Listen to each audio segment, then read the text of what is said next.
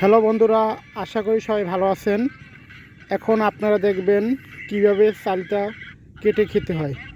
দেখুন আপনারা সবাই আমাদের সাথে থাকুন। এখন আমাদের চালটা কাটা শুরু হবে। দেখুন,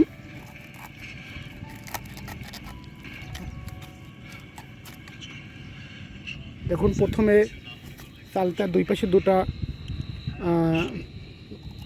আছে, সে দুটাকে কাটতে হবে। সে দুটো কাটার পরে তারপর আস্তে আস্তে ভালো চালটা বের হবে। প্রথম দুটা যাকে বলে বরিশালের ভাষায় বান্দর পাট, সে দুটো অবশ্য খেতে তেমন ভালো লাগে না।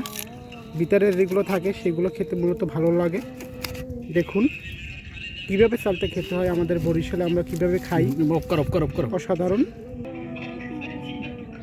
আমরা বরিশালে যারা বসবাস করি গ্রাম অঞ্চলে, আমরা মূলত লবণ, মরিচ এবং হলুদ দিয়ে চালটা খেয়ে থাকি।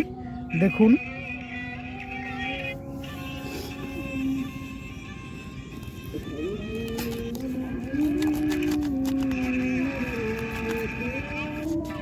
চালতে কাটা চলছে।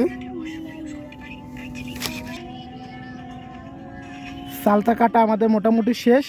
এখন আমরা এগুলো ছড়িয়ে তারপর খেলেই চলবে। ধন্যবাদ সবাইকে।